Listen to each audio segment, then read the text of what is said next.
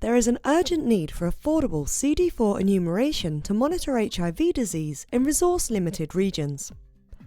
This video demonstrates a low-cost point-of-care screening test in which CD4 counts are determined based on the presence of the proteinase inhibitor Alpha-1 PI in saliva. To do this, the subject or patient is first given a lemon drop to stimulate exudation of serous fluid into the saliva. The saliva is collected in a specimen cup and transferred to a 96-well assay plate. Then, a saturating amount of the proteinase porcine pancreatic elastase is added to the saliva, where it binds and inhibits Alpha-1 PI.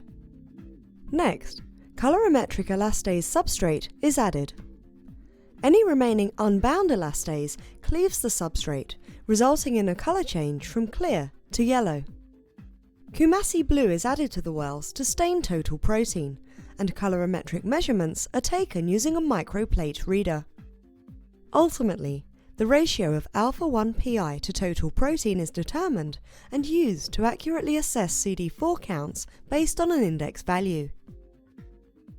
There are several advantages of this technique over the existing method, which is flow cytometry. The assay can be done in the field without collecting blood, which is traumatizing and expensive, without using monoclonal antibodies, which are expensive, without technical education, and without the need for refrigeration or sample transport. This method overcomes a critical barrier in AIDS intervention and should have a major impact on the cost and health outcomes of patients and the frequency of HIV transmission, all of which have a major impact on the global economy. This method can provide insight into how Alpha-1 PI regulates CD4 T cell number via adherence and migration, but it can also be applied to other systems, such as how other protease inhibitors regulate the adherence and cell migration of other cell types. We first had the idea for this method when we discovered that Alpha-1 PI was so low in HIV-infected patients that it actually limits of how many CD4 T cells make it into blood. Begin this protocol by preparing the needed working solutions. For each microplate that will be used, prepare 60 ml of 0.05 molar tris-buffered saline, or TBS, at a pH of 7.8. Also, for each microplate, prepare 6 ml of porcine pancreatic elastase type 1, or PPE. Shake the PPE suspension well and then dilute it in TBS to a concentration of approximately 0.01 units per milliliter. Next, prepare a 0.1 molar stock solution of the colorimetric substrate SA3Na in DMSO. This stock solution should either be used immediately or stored at -20 degrees Celsius. If the stock will be used immediately, prepare 6 ml of a working solution for each microplate by diluting it 1 in 100 in TBS. Finally, prepare a stock solution of 10% Kumasi Brilliant Blue R250 in TBS and either use it immediately or store at -20 degrees Celsius.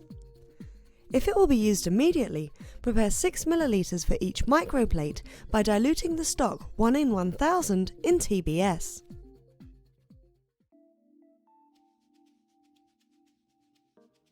When handling saliva, it is important to take appropriate precautions such as wearing gloves and a lab coat. With the research subject or patient in the standing position, place a sialagogue in the mouth to stimulate serum exudation. The role of the HIV patient in this demonstration is being played by a research assistant. A sugar-free lemon drop is convenient for HIV-1 patients who are frequently edentulous and unable to chew gum. Swallow as needed for the first 3 minutes and collect whole mouth saliva into a specimen cup for the next 3 minutes. This will provide approximately 2 ml of saliva. If the saliva will not be used immediately, aliquot it and store it at -80 degrees Celsius. On the day of processing, thaw the specimen at 37 degrees Celsius. Once thawed, the saliva can be stored at 2 to 4 degrees Celsius for up to 3 days.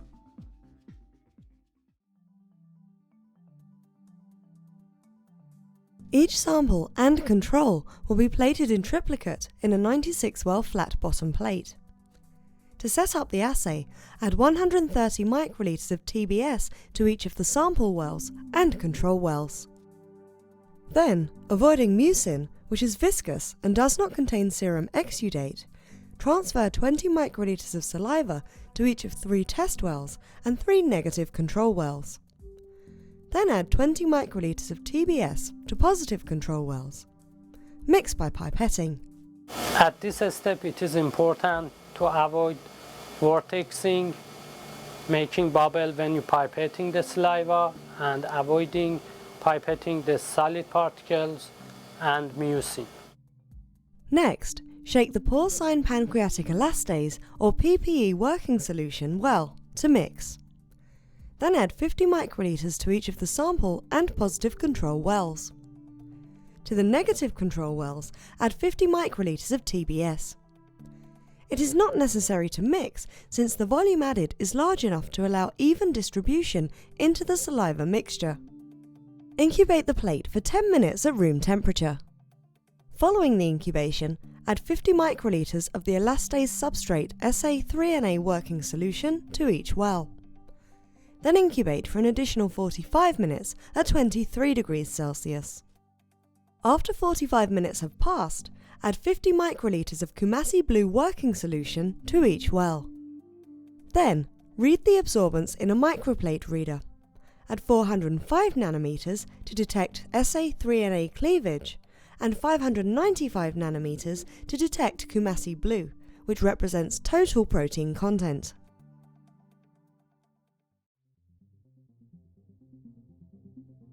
To calculate the Alpha-1 PI index, first use the following formula to obtain the normalized absorbance for each wavelength by dividing the difference between the specimen average and the negative control average by the difference between the positive control average and the negative control average. Then, to get the Alpha-1 PI index, divide the normalized absorbance at 405 nanometers by the normalized absorbance at 595 nanometers, as shown here. To determine whether the alpha test might be suitable for use as a point-of-care screening test to monitor CD4 counts in endemic resource-limited regions, stimulated saliva was collected from 20 female and 11 male HIV-1 subjects attending clinic for routine care in Cameroon. Consistent with preliminary observations during development of the alpha test using saliva collected in New York City, the Alpha-1 PI index in saliva collected in Cameroon correlated with CD4 counts with an R-squared value of 0.91 and a p-value of less than 0.0001. The relationship was defined by a 3-parameter sigmoidal curve, which is consistent with a dose-response relationship.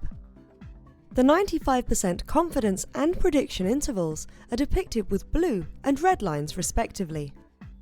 In a previous study, we determined that CD4 positive T cells exhibit sinusoidal cycling with periodicity 23 plus minus 3.5 days in HIV-1 subjects and in subjects with the inherited version of Alpha-1 PI deficiency PIZZ. Depicted here is a representative example of computer-generated sine curve analysis of CD4 cycling in a non-HIV-1 healthy control exhibiting 27-day periodicity. Computer-generated sine curve analysis of the CD4 positive T cell changes in 6 subjects yielded values for peak-to-peak amplitude and axis of oscillation. As would be expected, the axis of oscillation was correlated with amplitude with an R-squared value of 0.96 and a p-value of 0.009. In patients with low CD4 positive T cell counts, the cyclic changes in CD4 T cell count were small, and in patients with high CD4 positive T cell counts, cyclic changes were large. Because the regression line depicted here estimates the axis of oscillation and the axis of oscillation is correlated with amplitude, the amplitude can be calculated for the regression line to estimate how far above and below the regression line CD4 positive T cells would be expected to vary due to cycling. Overlaying the amplitude calculated and the confidence interval, it was found that amplitude, indicated by the green line, lies within the 95% confidence interval, indicated by the blue line. Once mastered, this technique can be done in 90 minutes from the time of saliva collection to getting CD4 cell count number to the patient.